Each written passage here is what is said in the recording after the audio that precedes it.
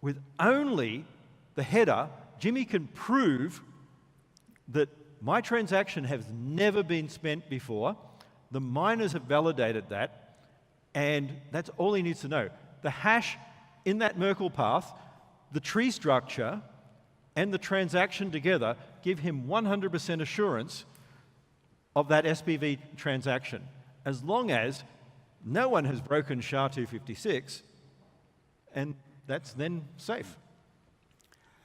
Let's talk about the beginning of the blockchain. You mentioned earlier the code fell over. So blockchain started January 3rd, 2009, Genesis block. How was the Genesis block created? Well, basically, you choose the code bit there, you choose the key, you just pre-compute it, you pop it in the code. So it was there as an anchor. Okay. So the nature of how it was actually constructed was to be an anchor so that every node wouldn't go out and calculate their own. And people say it's wasting 50 Bitcoin, but it's not wasting anything because there was no value at the time. I mean, we're talking no exchanges, no users. I mean, for the first few days, I was the only user, then Hell and Dave and a few other people jumped in. But if I'm the only user in this network running 69 machines... were there 69 machines on day one? Yeah. Okay. All yours? Yeah. Where were they?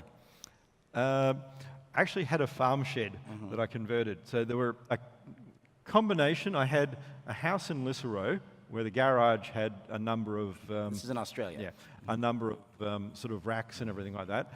And I had a cow shed in Bagnu where we had laid fiber to get fast internet and all the rest. And that had more racks. So that was basically, because I had a cattle ranch, it ran up there and all the machines were. The other aspect that fell over that I needed to address was Microsoft and Patch Tuesday. Anyone remember Patch Tuesday? I really hadn't thought about running a bunch of standalone Windows XP machines until everything turned off at the same time. So that was another reason Bitcoin, before the current blockchain turned off, apart from crashing, literally on that Tuesday night, everything updated, turned off, and restarted, and just caused a massive, massive problem because the two things split and didn't sync. And I had not thought about that one. So that was the next part I had to do. I had to run around and I bought a whole lot of Microsoft licenses at excessive prices and installed a domain in there and a work group. And I set up a forest between my two locations and ran out all these machines, set up a WUS server, WSUS. For any Australians, we make fun of Microsoft because calling their servers a WUS. But we set up WUS servers, and Dave actually helped on some of that because I couldn't get it all done fast enough. I had to set up a full domain just to keep these Windows XP machines running so that we could say that they didn't actually all shut down at the same time, and I had to have rolling intervals. So you're telling us Bitcoin started in a cowshed? Yes. Great, world money system. So code fell over when the blockchain started. Well, what happened? What was your reaction? What did you do? Oh, fuck. I had to actually drive back and forward several hours, which was annoying. So my farm and my other house were 3 hours apart. So I actually had fights with the tax office over this because I had really big driving bills in that tax year because I had to drive back and forwards between my farm and all the rest. And, well, they weren't happy. I was spending, it was 3 hours drive there, 3 hours back, starting machines, all the rest, and they tried to argue that it was a hobby.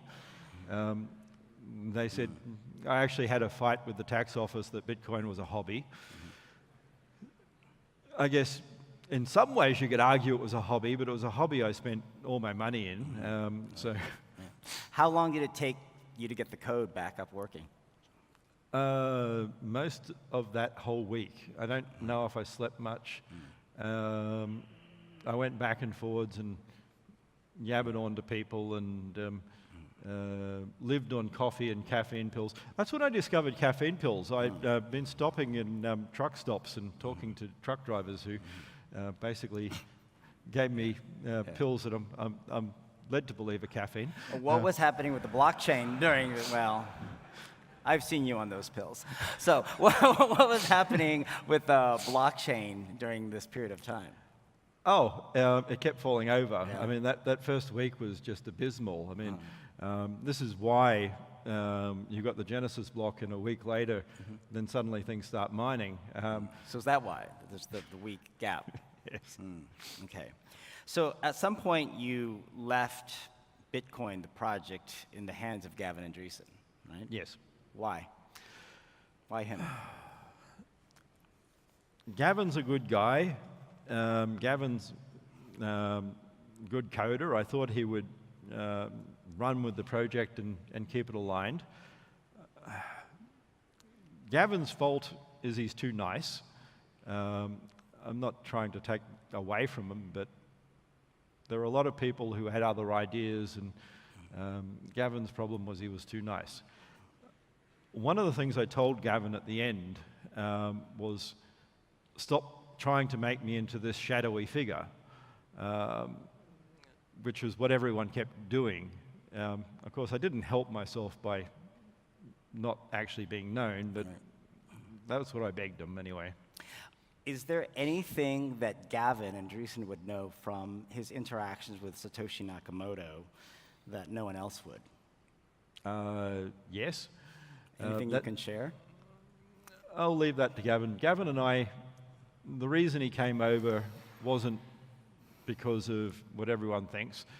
Gavin and I talked before he came over to London for our little session, and I explained, this is how you see me. This is a proof session you did with him. Yes.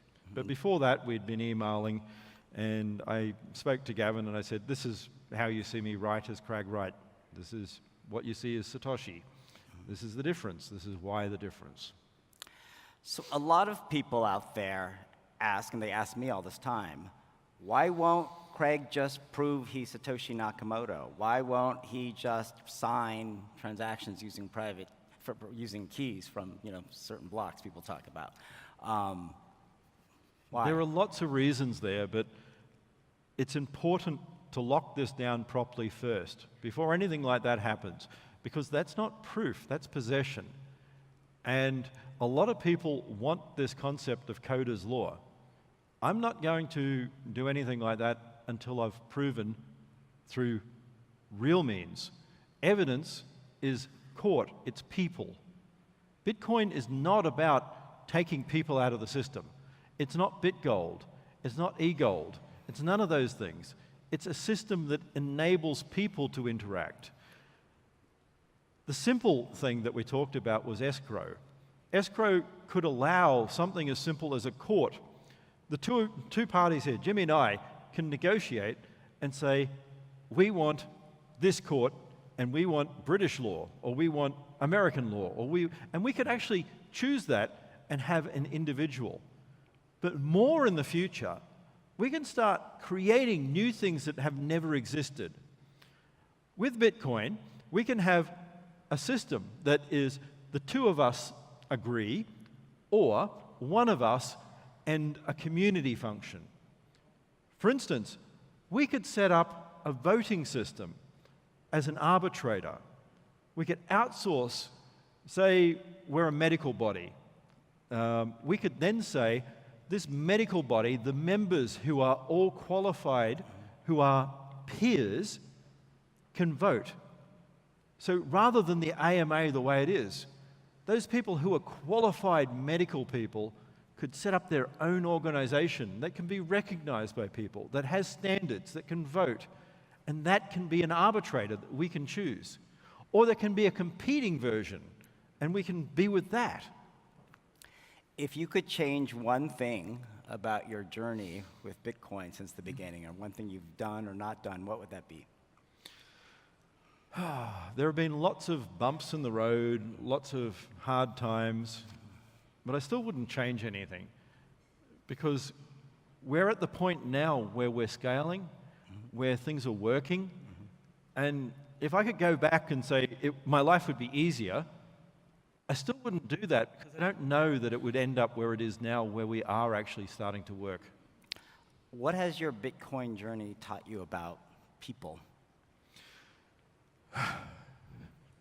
They're crazier than I ever thought. And I know you're very close with your family. People don't see you in that light, unlike how I and your friends see you. What's the thing that has most affected you and your family with this Bitcoin journey?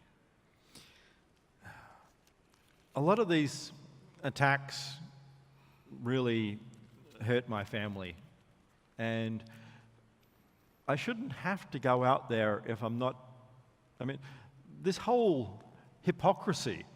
Craig Wright won't show us his degrees. Craig Wright won't do this. Why? I'm not asking for money from you. I'm not asking for a job. Do you know what the definition of privacy is? It means if I go to you asking for something, I prove based on what I'm asking. I don't go out to the world and pull my pants down and show you everything I've got. It doesn't work that way. That's not private.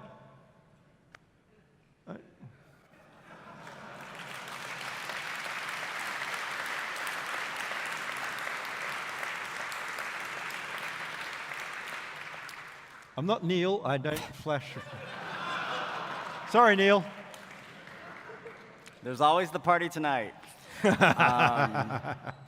So we keep them private, but in this moment, if there's something you could say to your wife and family, what would it be about how they have supported you with Bitcoin? All of my family are wonderful, especially my wife. My wife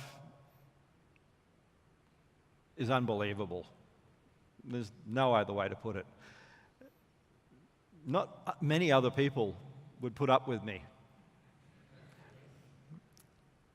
I'm better than I was. I'll never be nice.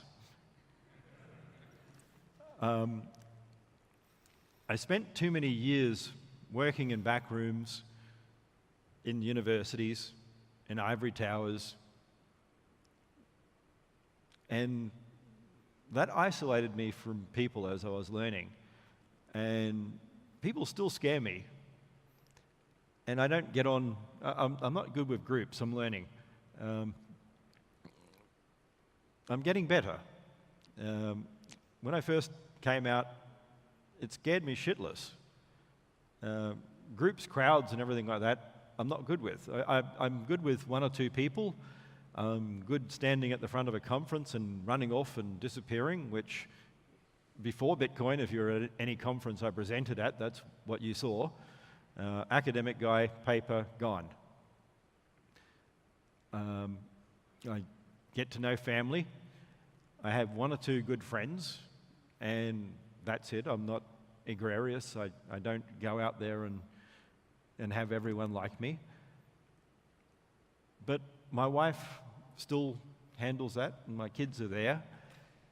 And she makes the right excuses for me when I blow people off at parties. And she makes sure that people understand, yes, it's just Craig. So, thank you.